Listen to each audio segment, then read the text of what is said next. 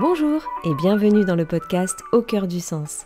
Je suis Audrey, coach professionnel certifié et auteur, et je te partage toutes mes expériences et mes apprentissages de plus de 45 ans d'une vie bien remplie qui m'ont permis de trouver peu à peu le sens de ma vie.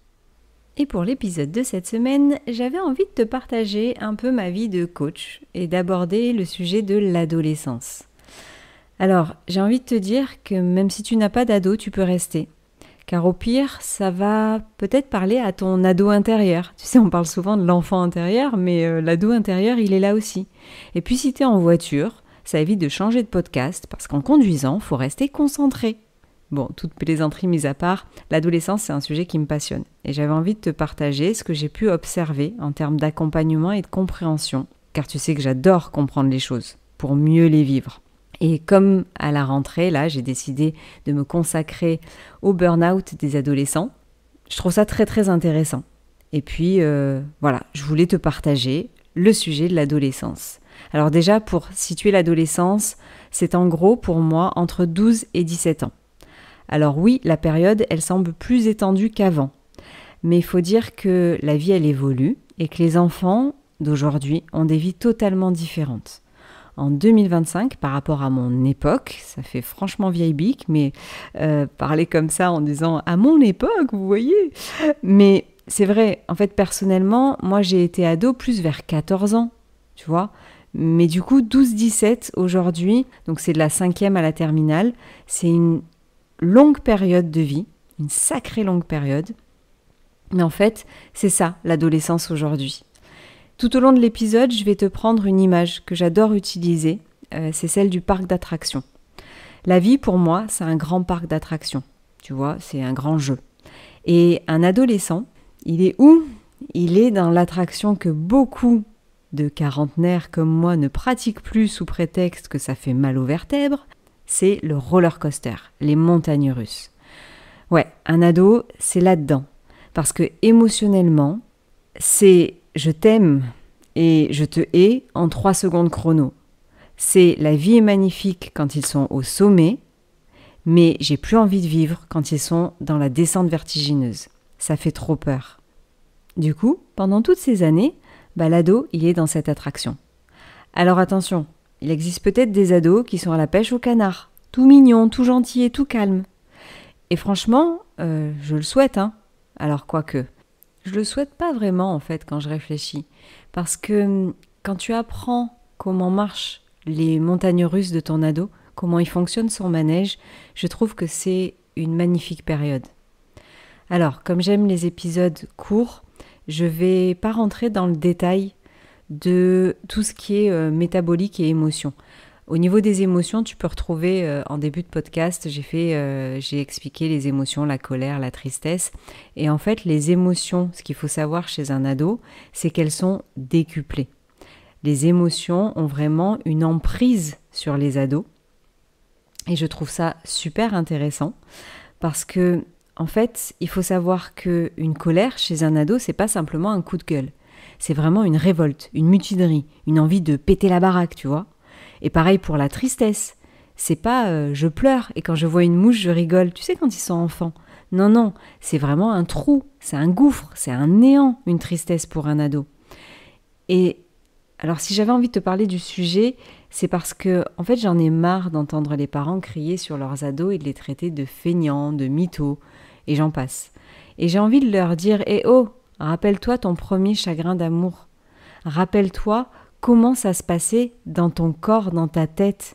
Parce que, oui, on ne vit pas la même époque et on ne peut pas comparer un adolescent d'aujourd'hui et mon adolescence. Par exemple, si je ne peux pas comparer mon adolescente aujourd'hui, qui a 15 ans, et l'adolescence que j'ai vécue quand j'avais 15 ans. Elle n'a rien à voir. Franchement, alors, petit partage de tranche de vie, mon adolescence était affreuse. Mais à mon époque, l'avantage, c'est qu'il fallait fermer sa gueule. Car ce n'était pas la priorité. Alors, c'est pas que je n'étais pas la priorité de mes parents, loin de là. Mais il faut savoir que les besoins humains à ce moment-là, et si je reprends la pyramide de Maslow, j'ai fait un épisode d'ailleurs sur la pyramide de Maslow, je te mettrai les détails des épisodes dont je te parle dans la description de ce podcast. En fait, la pyramide de Maslow, on était à mon époque, dans mon adolescence, encore limite aux besoins de sécurité de base. Tu sais, celui où permettre à ton enfant d'avoir un toit sur la tête et manger tous les jours, c'était plus important. Donc les crises existentielles de mon adolescence et des adolescents à cette époque-là, c'était pas dans l'air du temps. Mais aujourd'hui, et bien évidemment que je généralise, mais aujourd'hui, nos ados, on les a mis dans cette sécurité. Et en fait, ils ont un besoin d'épanouissement personnel, de reconnaissance, de toute la pyramide. Mais l'épanouissement personnel, c'est quelque chose qui, à mon époque, n'existait pas. Et un adolescent aujourd'hui, c'est vraiment beaucoup plus complexe pour les adolescents qu'on a été.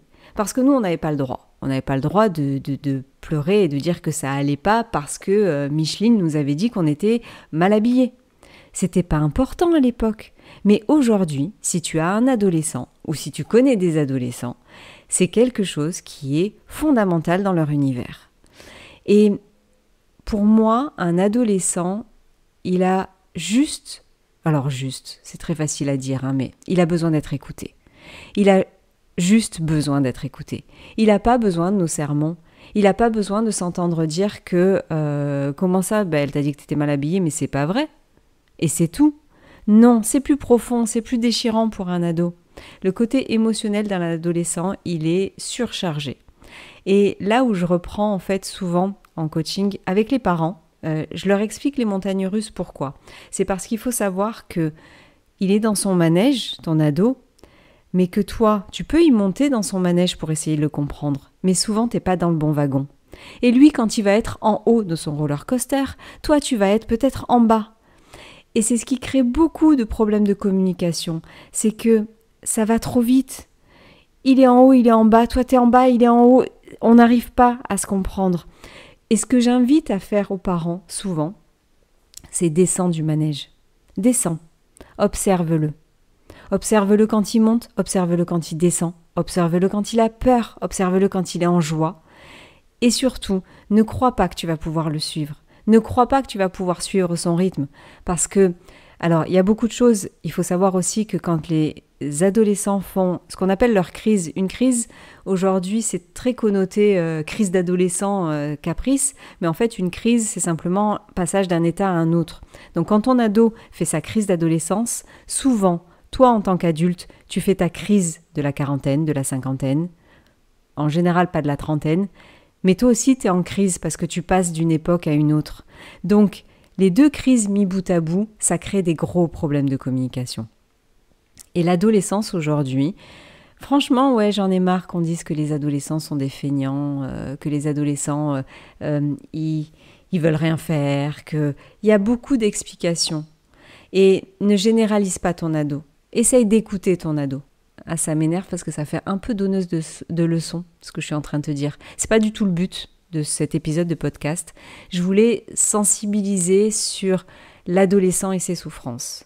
Parce que même si ces souffrances, elles partent simplement de « Micheline m'a dit que mon jogging ressemblait à un pyjama et ça m'a détruit ma journée et elle a raté un contrôle », c'est ok. Et oui, c'est rien dans notre monde d'adulte, mais dans le monde de l'adolescent, dans ce roller coaster qu'il a, c'est horrible. Il est descendu en pente vertigineuse, là où tu vois toi un tout petit manège. C'est horrible pour un adolescent, cette période-là. Il y a des adolescents qui s'en sortent très bien. Attention, je répète parce que j'ai pas envie d'attirer les foudres en disant non, c'est pas vrai. Tout le monde a sa vérité. Dans ma vérité à moi, l'adolescent d'aujourd'hui n'est pas l'adolescent d'hier et ne sera pas l'adolescent de demain, qu'on soit clair. Donc, si toi, tu as un ado qui est en souffrance aujourd'hui, si tu vois que tu n'arrives plus à communiquer, passe la main. Alors oui, je prêche pour ma paroisse parce que je suis coach en accompagnement et que j'accompagne les adolescents en burn-out, ceux qui n'en peuvent plus et où la communication est rompue même parfois. Mais vraiment passe la main parce que, je te rassure, moi en tant que coach, j'aide beaucoup ma fille, mais elle a son coach. Parce qu'en fait, ils ont un rapport de force avec les parents à ce moment-là. Ils essayent de comprendre leurs propres limites, ils essayent de comprendre leurs valeurs, ils essayent de se distinguer, de trouver qui ils sont au-delà de nous, parents. Donc vraiment, si tu vois que ça commence à déraper, ne tarde pas. Un coach, c'est pas un psy. Je vais pas chercher à comprendre pourquoi, à essayer d'expliquer les raisons de ce manque de communication. Non, non, non, non. L'adolescent, il a besoin d'outils rapides, efficaces. Et si tu aides un adolescent à se connaître, parce que pour moi c'est quand même quelque chose d'essentiel, la connaissance de soi, qu'il comprenne ses émotions, qu'il comprenne sa colère, qu'il comprenne en fait ce qu'il y a derrière sa colère. Tu vois ce procédé-là? Je trouve que c'est super intéressant. L'adolescence, c'est une période charnière, c'est une période où beaucoup de traumatismes s'ancrent et s'impriment chez un adolescent. Franchement, crois-moi, c'est là où j'ai vécu les pires de mes traumatismes et ça a fait de moi une adulte torturée.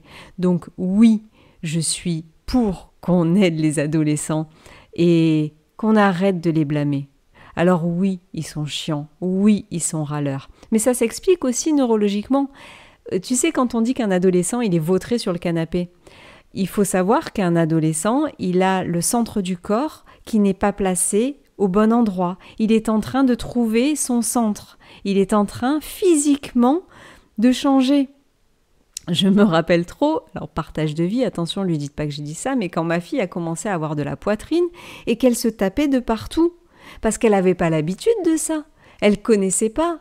Donc c'est très rigolo et alors c'est pas du tout de la moquerie mais ça me faisait rire parce que oui, ils sont en train de se construire et ils se construisent autant physiquement que mentalement, qu'au niveau de leur être psychique si tu veux. Tu sais, quand on parle de valeurs, on parle de... les valeurs sont ce qui te conduit dans la vie au niveau psychique. Moi, j'ai une valeur d'engagement et ça, quand on touche à ma valeur d'engagement, c'est comme si on filait une claque, si tu veux.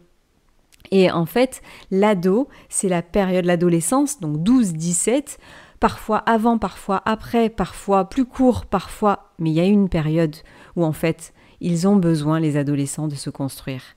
Et je trouve qu'il fallait faire un focus aujourd'hui sur l'adolescence. Je serais très intéressée de savoir et que tu me partages en commentaire quelle était ton adolescence? Comment toi tu as vécu ton adolescence? Est-ce que tu te rappelles de ton adolescence? Est-ce que tu te rappelles, est-ce que tu avais le droit de parler? Est-ce que tu avais le droit de t'exprimer? Est-ce que tu avais le droit de dire que tu en avais marre? Que tu t'en pouvais plus? Moi non. Mais pareil, je te l'ai expliqué, c'est pas parce qu'ils voulaient pas mes parents, c'était pas une priorité, c'était pas comme ça à l'époque. Aujourd'hui, on a la possibilité d'écouter nos enfants. Juste écouter, hein, pas moraliser et pas dire « Oh, moi, à mon époque !» Non, juste écouter. Donc voilà, je vais pas durer trop longtemps parce que franchement, les adolescents, c'est un sujet qui me passionne et je les trouve passionnants. Ils ont une capacité aussi de remise en question personnelle qui est impressionnante. Mais vraiment, un ado arrive aujourd'hui à se dire « Ok, qu'est-ce que je change en moi pour changer ce qu'il y a tout autour de moi ?» Et ça aide vraiment quand un ado se connaît. Bref, si tu as besoin d'un coach en accompagnement pour ton ado, bien évidemment que je suis là. C'est ce qui me motive cette année et c'est grâce à beaucoup de personnes dans mon entourage que j'ai trouvé en fait aujourd'hui un sens dans mes accompagnements. Oui, le burn-out pour adultes, il n'y a aucun souci, mais le burn-out pour adolescents, quand ils en peuvent plus, j'ai l'impression de guérir mon ado intérieur, tu vois.